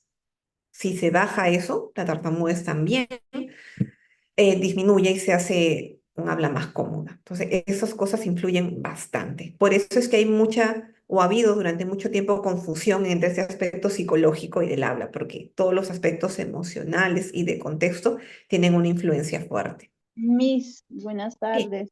Una adelante. consulta. ¿Y cuánto tiempo puede durar la tartamudez en niños? La tartamudez no tiene cura porque no es una enfermedad, es una condición de vida. Es decir, que si hablamos de un niño que comienza a tartamudear y ya tiene ciertas características, es muy probable que tartamudee por vida. No es algo que se cura con la terapia. La terapia es lo que te da son recursos. Ahora, lo que les indicaba, ¿no? Hay ciertos em, periodos sensibles, por decirlo así. Los niños comienzan a tartamudear, como hemos dicho hace un rato, por cada 5 niños, 4 dejan de tartamudear y uno no. ¿Cómo se determina eso en factores de riesgo? Tiene mucho que ver la edad y el tiempo de la tartamudez. Es decir, es más probable que un niño continúe tartamudeando si empieza a tartamudear a una edad más tardía. En cuanto a probabilidades, un niño que empieza a tartamudear a los 2 años frente a un niño que comienza a tartamudear a los 5, es más probable que el que tiene 5 años continúe tartamudeando. Lo otro, la edad de la tartamudez. Por ejemplo, yo puedo tener un niño que empezó a tartamudear a los 2 años, pero ahora ya tiene 6. Es decir, que va tartamudeando 4 años de su vida. Esa tartamudez ya no va a desaparecer, ¿no? En cuanto a periodos sensibles, se estima 6 meses. Si en 6 meses el niño no ha dejado de tartamudear, es porque es muy poco probable que lo deje de hacer. De repente sí, se verá quizás la intervención ayude, pero es poco probable, porque ya pasó mucho tiempo, no pasó un año, 2 años, ya no son indicadores de que es una condición de vida. ¿Alguna otra pregunta? Miss, le comento, yo tengo un niño de 5 años, él está tartamudeando desde abril, más o menos 6 meses, ¿no? Con él. Él tiene 5 años. Su tartamudez era mayormente, bueno, tenía una intensidad, ¿no? Un poco, decir, alta, ¿no? Pero ahora ha bajado un poco, pero no se le estaba ayudando nada con la terapia porque, eh, em, bueno, podría decir que estoy en provincia, ¿no? Entonces, por ahí es que también los mitos que usted dijo le estaba aplicando. Bueno, soy una mamá en sí de él, ¿no? Entonces, eh, como usted dijo, ¿no? De repente al momento que hablaba, bueno, le decíamos no respira, ¿no? Entonces, no sé si eso estaría bien. Entonces, muy, muy bueno que ahora que usted está dando para poder ayudarle, ¿no? Mientras tanto. Gracias, señor. Sí, Erika. Después, si gustas, me escribes y te paso un material informativo para que puedas aplicarlo también con tu hijo. Hay varias pautas, desde casa se puede hacer un montón, ¿ah? Y eso ténganlo en cuenta, porque como van viendo ahora con lo que vamos desarrollando, eh, la parte fundamental, y yo me atrevo a decir desde mi experiencia, que lo más importante es trabajar esta contención que se da. Porque, o sea, sí, hay muchas técnicas y estrategias que ayudan, sí hay, pero si la base a nivel de vivencias, de cómo está afrontando su tartamudez no se trabaja, es bien complicado que el otro surja un efecto. Entonces, cuando comenzamos a trabajar desde la tolerancia, la comprensión, el acompañamiento y la aceptación, hay cambios muy bonitos en este sentido. Incluso parece magia porque el niño también comienza a tartamudear menos. Entonces, hay varias cosas que se pueden hacer, incluso sin terapia. Muy bien. Entonces, ¿cómo debe ser la terapia de tartamudez? La realidad en tartamudez es que no hay una terapia actualizada. Si ya en las clases anteriores hemos visto que a nivel de habla y de pronunciación durante mucho tiempo se han venido haciendo cosas inadecuadas, créanme que tartamudez todavía. Ahora, esta problemática se da no porque los especialistas no quieran, sino que, como les ponía en contexto, tartamudez es algo mucho más específico, no hay tanta población con tartamudez. Entonces, al no haber tanta demanda, entre comillas, no hay tantas especializaciones en esto. Hace 2016, cuando yo comencé a especializarme en tartamudez, no había formaciones en Perú. Yo no me especialicé acá, yo me especialicé en Chile porque acá no había. Y en ese tiempo no había este virtual. Entonces, háganse una idea, no había. Ahora ya hay, y eso es bueno. No había porque no hay tanta demanda, entonces encuentras o encontrabas especializaciones de otras áreas, pero no de eso. ¿Y cuál es el problema? Que al no haber tanta actualización, todo lo que viene, toda nuestra información, todo lo que está a la vanguardia está en inglés.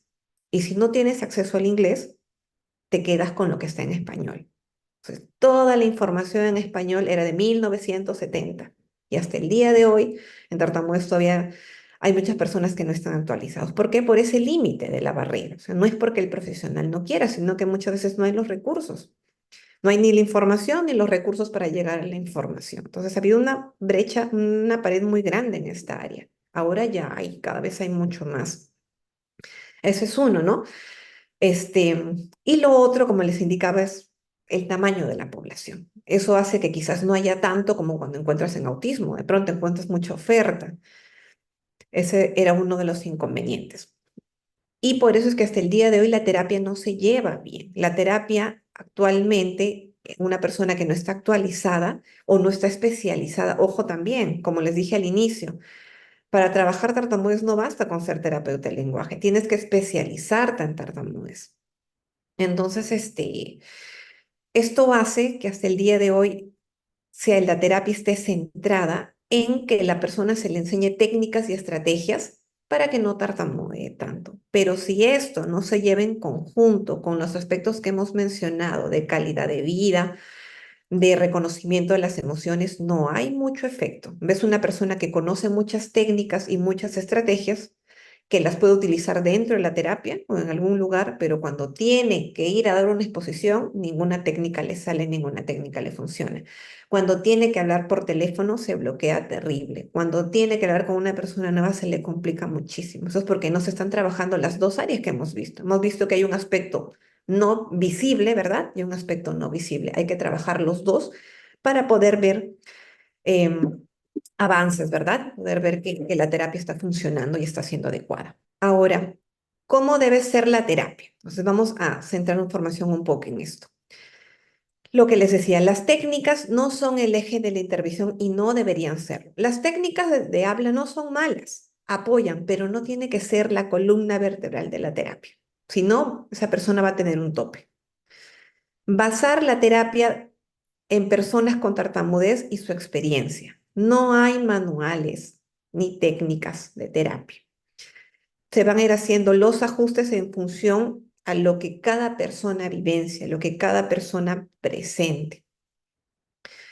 Hay que trabajar, y es bien importante, en estas situaciones de evitación, hay que trabajar en la espontaneidad y en la aceptación. ¿A qué se refiere? Que la terapia debe estar centrada en estas situaciones. ¿Qué pasa con las personas que tartamudean cuando no están conviviendo de una manera amable con su tartamudez, cuando no hay una aceptación en la tartamudez? Que van a evitar tartamudear a toda costa. Y lo paradójico de la tartamudez es que mientras más le evitas, más tartamudeas. En estos videos que hemos visto, cuando hay concomitantes físicos más evidentes, es porque la persona está tratando de no tartamudear y al evitar tensa. Mire, vamos a hacer una pequeña dinámica. Les voy a pedir quienes tengan a la mano una hoja para escribir y algo para anotar. O sea, cojan y escriban su nombre. Y si no, háganlo, porque me gustaría que lo vivencien para que entiendan un poco qué es lo que pasa con el cuerpo. Cuando uno comienza a escribir, por ejemplo, yo comienzo a escribir, ¿verdad? En mi hoja. Y comienzo a escribir acá. Mi nombre, por ejemplo, Diana. Creo que no se nota. Bueno, comienzo a escribir con esta letra. Si al lado mío hubiera alguien y me comienza desde el lado externo a tratar de hacer perder el control, a empujar mi mano, a moverme la hoja, a moverme el brazo, ¿qué voy a hacer yo con el plumón? ¿Cómo lo voy a coger? No va a haber una correcta escritura. No lo voy a poder coger. Pero para yo que no me estén moviendo, ¿qué es lo que hago? Endurecer. Exacto. Eso es lo que pasa. Y esta dinámica, eso es lo hago con los papás de mis chicos cuando no comprenden. Cuando hay algo externo en nosotros, lo que el cuerpo hace es tensar para tratar de recuperar el control. Exactamente pasa en el habla, o sea, tratan de tensar y es ahí donde salen esos concomitantes físicos que hemos visto, la protunción, el movimiento de cabeza, de extremidades. Es por ese temor a ese control. Entonces, vamos volviendo acá a la diapositiva. Ya. Sí, Muy bien. Entonces, esas situaciones son difíciles. ¿Y qué es lo que hace la persona? Evita tartamudear. Y cuando evitas tartamudear, se dan todos estos movimientos. Entonces, hay que trabajar mucho sobre eso, sobre ese miedo al descontrol y a la tartamudez. Cuando una persona deja de evitar tartamudear y tartamudea con más comodidad, esos concomitantes físicos desaparecen. Y desde mi experiencia les diré que es impresionante ver. Ves a alguien que está moviéndose así, trabaja ciertos aspectos, continúa tartamudeando, pero ya no mueve la cabeza para nada. Esos movimientos que visualmente pueden resultar muy disruptivos pueden desaparecer. Los movimientos que hemos visto, la tartamudez sigue ahí, las repeticiones, las prolongaciones, los bloqueos siguen ahí. Pero trabajar eso, ¿no? Trabajar esa evitación al hecho de tartamudear. Otro aspecto importante es la espontaneidad, porque es muy difícil, y créame, a nivel cognitivo, estar pensando cómo vas a decir las cosas. Poco lo que les decía, hay personas que utilizan técnicas o solo han trabajado en base a técnicas y por las características de su habla pueden manejarlas, pero no son espontáneos. Entonces están pensando cómo decirlo, qué tanta fuerza poner y eso resulta cansado también. Y finalmente la aceptación, que es uno de los ejes en la terapia de tartamudez. Aceptar la tartamudez, empezar a darle otra mirada, no culparse. Todos estos aspectos son sumamente importantes. Pero todo esto parte de la evaluación.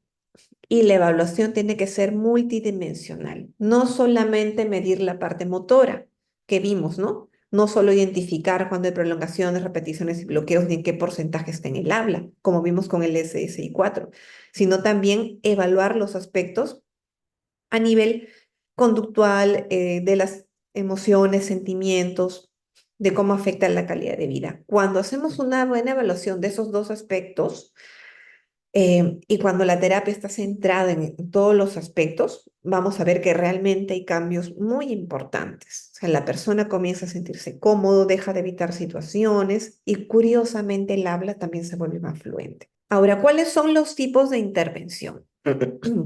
Los enfoques de terapia tienen dos tipos. una terapia directa y una terapia indirecta. Eso es lo que eh, nos dice el marco teórico. La terapia directa está centrada, perdón, la terapia indirecta en sus inicios estaba centrada en que los padres, el entorno del niño, iba dirigida también a niños pequeños, hagan cambios para que el niño tenga un entorno más fácil de llevar y no tenga tantas situaciones que contribuyan a que la tartamudez sea más difícil. Un poco lo que me preguntaban, ¿no? Si el niño vive en un entorno donde el papá es demasiado exigente y hay mucha presión, de pronto presión académica para que se saque 20 en todo, definitivamente eso va a influir. Entonces, la terapia indirecta estaba centrada en que los padres y la familia hagan diversos cambios en su entorno.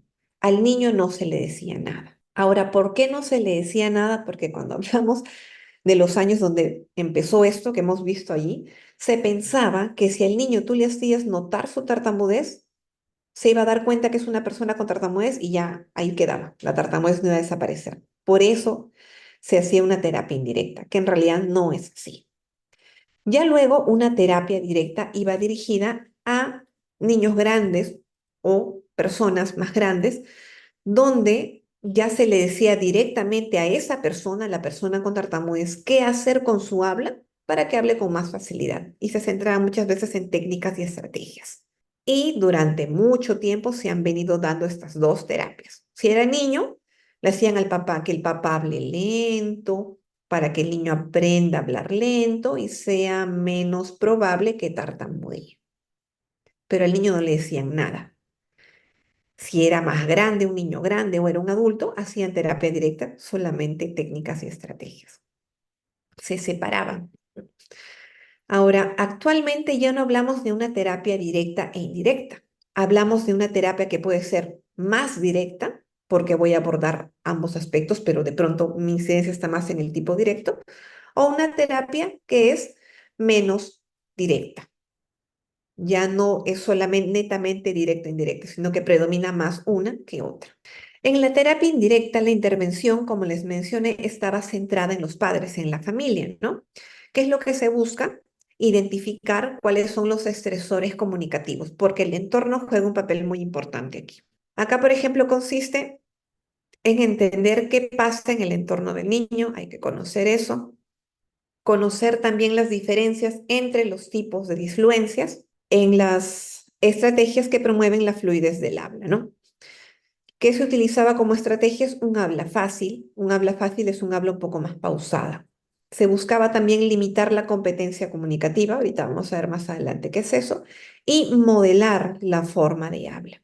Entonces se trabajaba netamente con la familia, tanto papá, mamá, abuelos o los cuidadores que estén allí, era a quienes se entrenaba para que realicen estos cambios. Al día de hoy todavía utilizamos este tipo de intervención cuando el niño es pequeño, ¿ok? Pero no bajo la premisa que el niño no escuche nunca la palabra tartamudez, sino realizar cambios en el ambiente que permitan una comunicación más cómoda.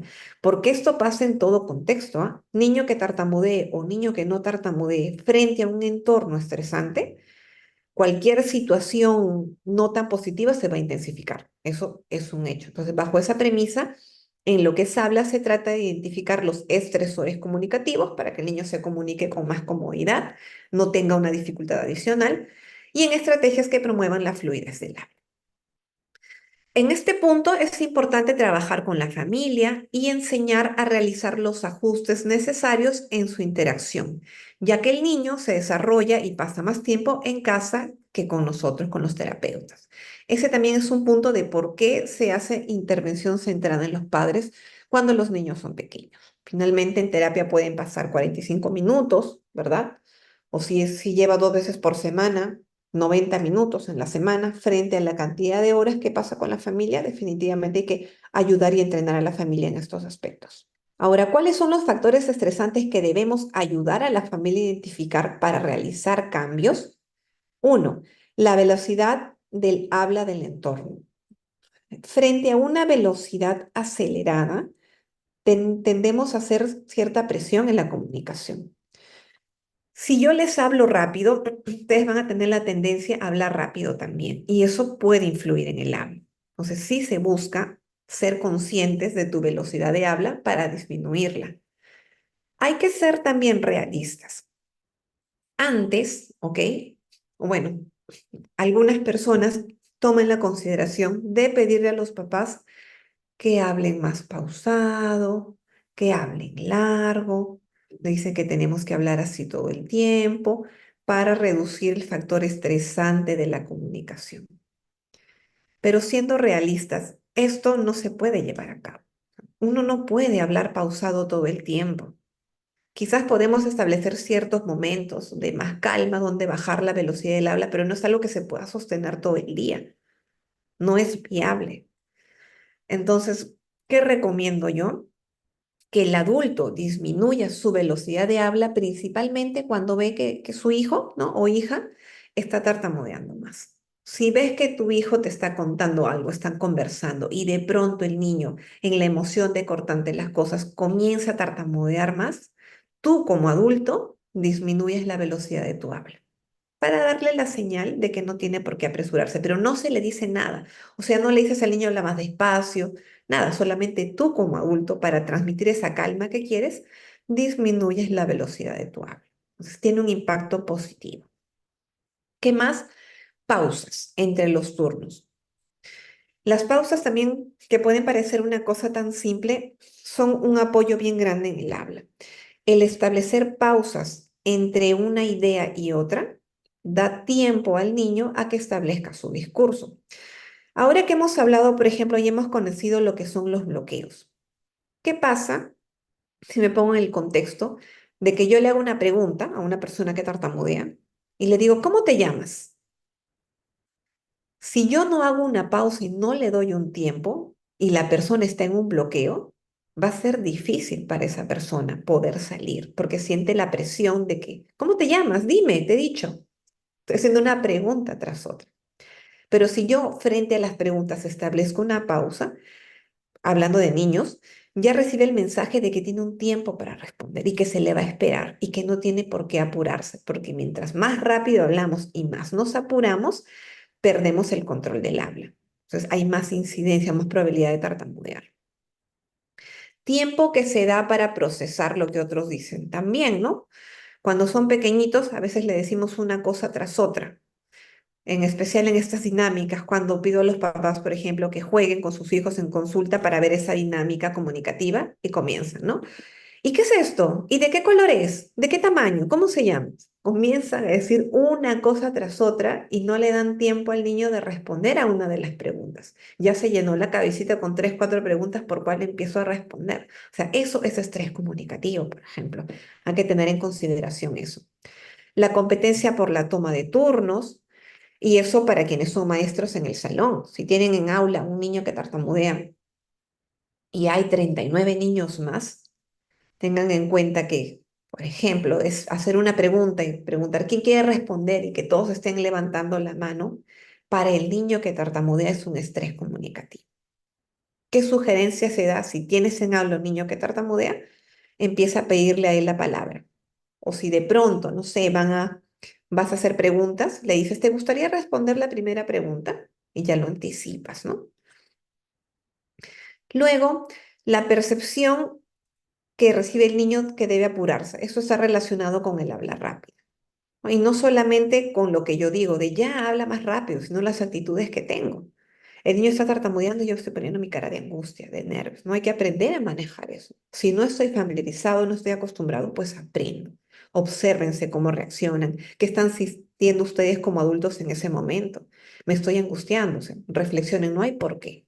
Hay que acostumbrarse a la espera, hay que dar más tiempo. Y entre las estrategias que promueven la fluencia del habla, tenemos el habla fácil, que les indicaba, ¿no? Es un estilo de habla un poco más lento del que se suele usar. Cuando las personas del entorno hablan más lento, los niños sienten menos presión de tiempo.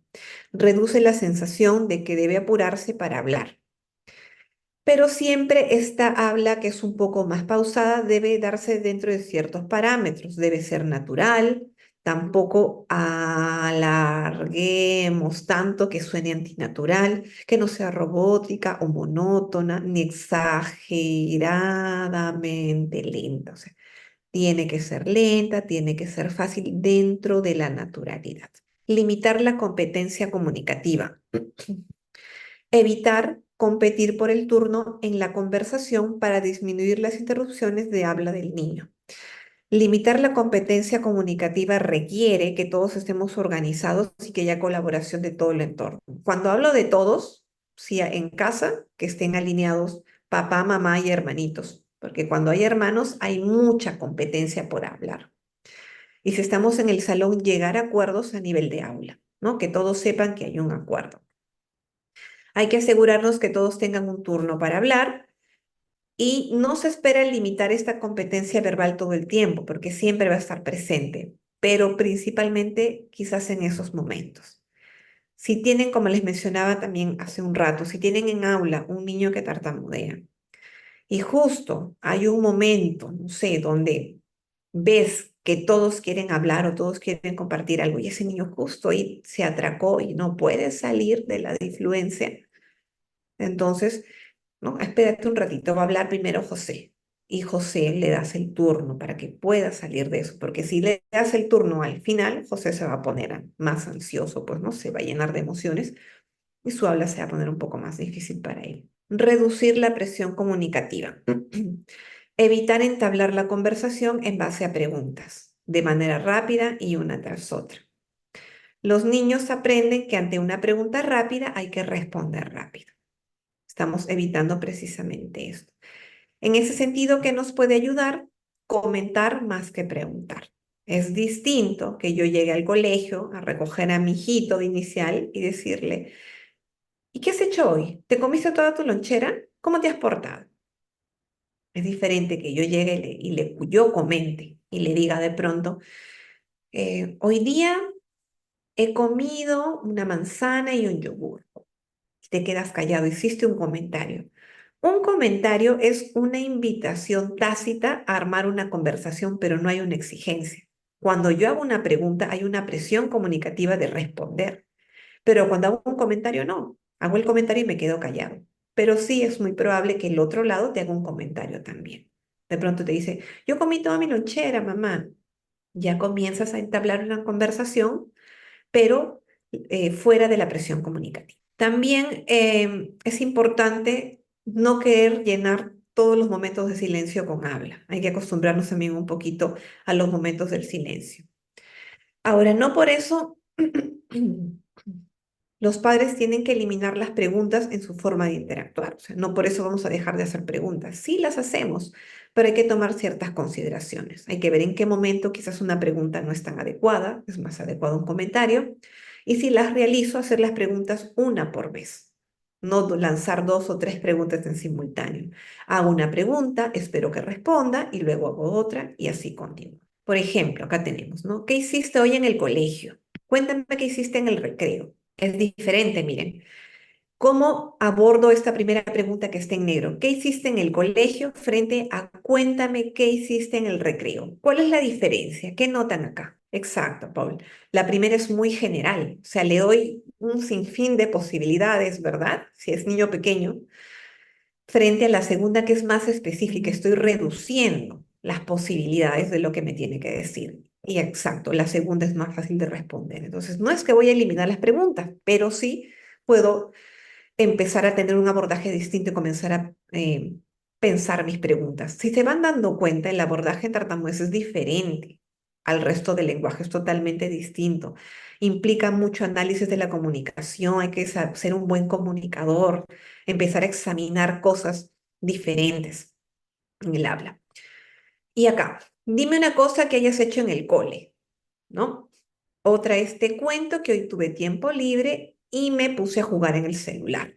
Te quedas callado. ¿Qué invitación recibirías si es que alguien te hace este comentario? Le contarías también qué has hecho tú en tu tiempo libre, ¿no? En recreo jugué con Juan. Ya comentaste algo. Tenemos también el hecho de modelar la regulación y el habla. Aquí lo que buscamos es regular la entonación y velocidad de habla en situaciones específicas. cuando hay mucha emoción, frustración o molesta. Hay que repetir lo que el niño dice haciendo un uso de un habla suave. Aquí lo que busco no es un cambio como tal, lo que busco es brindar modelos nada más. Se puede ver un poco pasivo, pero créanme que estas cosas tienen un impacto a la larga muy importante. En esas situaciones que se dan, cuando hablamos de niños que tartamudean y quizás tienen una tartamudez muy acentuada, no sé, un momento de frustración porque se le rompió el peluche favorito y comienza y te quiere contar y se traba muchísimo y está con toda la emoción encima. En ese momento es el adulto quien debe reducir, bueno, con el modelo que le va a brindar el adulto, el niño va a recibir el mensaje que lo que él está diciendo y no le sale o es tan difícil, el adulto le da un modelo que puede decirlo y puede salir de una manera más fácil y más relajada. En ese sentido, el adulto es quien debe reducir la velocidad del habla y brindar un modelo, no el niño. Y todo ello solo cuando sea necesario. No significa que todo el tiempo voy a estar haciendo eso, solamente en ciertos momentos. Como les indico, el momento de frustración, de enojo. Por ejemplo, viene el niño muy emocionado, y no sale del bloqueo, ¿no? De la repetición, comienza a bloquearse y no sale. Quiero ese osito, ¿no? Entonces la mamá le brinda el feedback, ¿no? De lo que le ha dicho. ¿Quieres el osito? Claro, te lo doy, ¿no? Entonces, ¿qué le brinda? Le brinda calma, le brinda el modelo de lo que él dice se puede decir de una manera más calmada, sin decírselo. Ojo acá, no es que, mira, se dice así, no, solamente está brindando modelos, nada más. Con el modelo adulto, el niño puede escuchar lo que quiere decir de una manera fácil y relajada. Es importante saber que los terapeutas y las familias deben tener en cuenta que incluso con la mejor terapia y el mayor compromiso de los padres, su niño puede seguir tartamudeando. Porque pasa, ¿no? O sea, podemos tener papás sumamente comprometidos, la terapia va bien llevada, hay un especialista que sabe lo que está haciendo, tiene el trabajo bien organizado y el niño continúa tartamudeando. Sí, pasa también.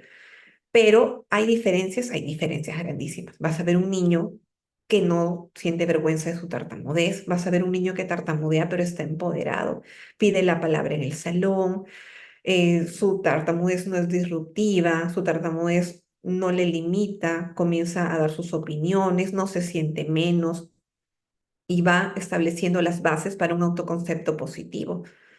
Es un niño que, todo eso se trabaja en la terapia, pero es un niño que finalmente sabe defenderse, porque cuando hay un adulto que hace un comentario inadecuado, el niño va y le dice, no, espérate, no me interrumpas, déjame hablar, dame tiempo. O sea, y ver esas cosas en los chicos realmente es el éxito de la terapia. Digo porque tengo mis chicos así, tengo chicos que han dejado de tartamudear con la terapia, como hay chicos que han continuado tartamudeando.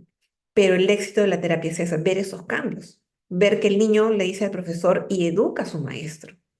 Profesor, por favor, no me interrumpan, todavía no he terminado, déjame hablar. O no me apures, dame más tiempo. Se convierten en adultos empoderados.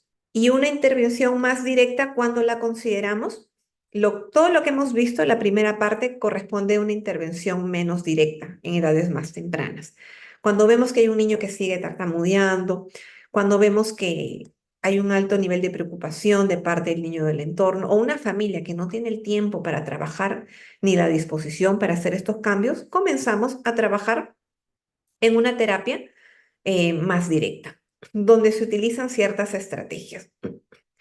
Algunas de las estrategias son disminuir la velocidad del habla, el uso de pausas, que cada una de estas tiene su forma de trabajo, ¿no? El inicio fácil, el preparatory set, los contactos articulatorios suaves, la cancelación y el pull-out, que son dos estrategias que se utilizan generalmente con adultos. Ya en la terapia más directa se le enseña, ¿no? Explícitamente al niño o al adulto ciertas técnicas para que su habla sea más fácil, para que pueda hablar con mayor facilidad y fluencia, si es que tiene una tartamudez que le está impidiendo mucho la comunicación. Y bueno, eso sería todo. Tartamudez es un mundo aparte, es una especialidad aparte. Si a alguien le interesa el tema, los invito a que busquen formaciones, pero formaciones actualizadas, porque es un área muy bonita. Lenguaje es hermoso. Sin embargo, tartamudez requiere un alguito más que es trabajar mucho con ese lado humano, ¿no? Porque hablamos de personas que no tienen ninguna dificultad cognitiva, no son conscientes de lo que pasa con su habla, niños y adultos, y hay que tener mucha sensibilidad en ese sentido. Y bueno, muchas gracias, espero que les haya gustado este módulo con mucho cariño. En realidad hay muchas cosas por aprender. Como siempre les digo, hay que estar actualizándonos constantemente. Quizás lo que hoy les enseño el otro año cambie, así que hay que estar actualizándonos siempre. Y eso es todo lo que tengo para compartir con ustedes. Quedo atenta si tienen alguna consulta. Muchas gracias. Me encuentran en comunicar. Gracias, Kelly. Gracias, Augusto. Adelante, ¿alguna consulta? Sí, bueno, antes que culmine la clase, quería saber, me había preguntado qué pasaba con esos niños o esas personas, por ejemplo, que tienen algún problema físico en la boca, ¿no? Que no les permite, pues, pronunciar bien algunas palabras o restringen algunas palabras por el miedo de hablar mal. Y aún así, bueno, no saben que tienen ese problema físico, pero aún así van a terapia. ¿Les ayudaría o no? Bueno, esa es mi consulta. Ok, John. Si hay dificultades de pronunciación en adultos, sí, sí ayuda, la terapia de pronunciación en adultos sí ayuda, ¿ok? Ahora, no es lo mismo que con un niño. Les es un poco más difícil y es la realidad, a pesar que son adultos y tienen más habilidades. Por ejemplo, eso pasa mucho con la R, en adultos que no han logrado establecer el punto y modo articulatorio de la R. Entonces sí puede ser difícil o incluso aprenden a sacar el punto y modo adecuado, pero es como algo nuevo y hay que estar pensándolo. A veces se cansan y, digo pejo en lugar de perro porque ya me acostumbré y es más fácil. Pero pueden decir perro, lo aprendieron, sino que la costumbre es muy fuerte, ya son muchos años. Esa es una situación. La otra es que si hay algo a nivel físico, en terapia no se puede hacer mucho. Hay que solucionar primero el tema físico para después ver qué apoyo se le pueden dar en terapia de habla o de pronunciación. Porque mientras la situación física no se solucione, si hablamos de un frenillo sublingual o alguna hendidura labiopalatina o alguna deformación, algún tumor, no vas a hacer nada porque por más que le enseñes punto y modo articulatorio, hay algo que está obstruyendo el sonido. Entonces, esa es otra realidad. Muy bien. Ya, gracias. ¿Tienen más preguntas? ¿Hay más consultas? Ok. Bien, en vista que no hay más consultas, no hay más preguntas, damos por finalizada el chat. ¿Por qué existen las trabas en las palabras en niños y adultos? No es tartamudez, pero sí se traban. Por ejemplo, Miriam, a ver, dame un ejemplo porque no ubico a qué te refieres más o menos. Ahora, ojo, Miriam, que para diagnosticar, para decir que eso no tartamudez tendría que decirlo un especialista en el área. De repente lo que has visto sí es tartamudez. Pero como les indiqué, Miriam, tartamudez no es lo único. En cuanto a fluencia hay otras dificultades también. Está la taquilalia, la taquifemia, hay otras. De repente es una de esas. No pronunciar bien las palabras, esas no son trabas, son dificultades de pronunciación. ¿Por qué? Como indiqué en la clase, uno es que no aprendió el punto y modo articulatorio. ¿Por qué? No lo aprendió. Son habilidades diferentes. Así como una persona, no sé, de pronto le cuesta tener coordinación motriz, hay algunos que les cuesta más. A nivel de maduración, no terminan de madurar ciertos aspectos. O que hay algo a nivel físico, como ya indiqué, que le está limitando la producción. Entonces hay que ahí poder diferenciar cuál de las dos causas podría ser. Los niños que lleguen a tartamudear por miedo, ¿les ayudaría la terapia? No se tartamudea por miedo, creo que eso ya lo expliqué en la sesión. ¿Verdad? Ya hemos hablado de las causas de la tartamudez. ¿No hay más consultas? Les invito a que abran su audio para sus consultas. De repente, de manera verbal nos podemos entender mejor. Hola, Soy Miriam. Sí, aprovechando la consulta de la colega, es que a veces los papás vienen y nos dicen, ¿no? Profesora, ya ha empezado a tartamudear. Tiene miedo a un niño que lo está pegando mucho y que no duerme y ha empezado a tartamudear. Entonces, sí, pues es verdad que a nosotros las profesoras de inicial nos dicen, por miedo está tartamudeando. Sí, ¿cuál es tu consulta en ese sentido? ¿Qué hacer? Sí, y usted nos está diciendo que no hay tartamudez por miedo, ¿no? Exacto. son otras causas que ya lo explicó, pero Explicar a los padres cuáles son las causas. Hay folletos informativos, por ejemplo, de eso para que comiencen a ver un poco más, ¿no? Porque ya ese tipo de si creen o no creen queda en cada uno, ¿no? Porque la información uno lo da.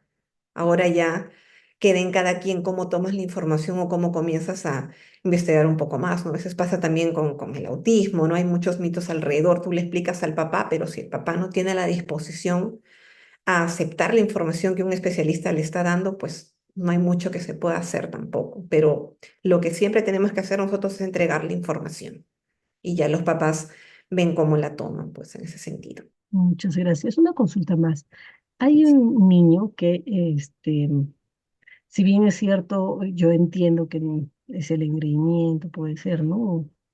Pero hay una letra que él nunca le pronuncia bien, ¿no? Por ejemplo, él se llama Jesús y siempre dice Jesús. A toda la J a representar es con la S. Entonces, he intentado de hacer terapia, por no decir corregir correctamente, pero no lo hacen, ¿no? Entonces, ¿tendrá realmente algún problema de lenguaje? Maestra Diana, su audio está apagado, maestra.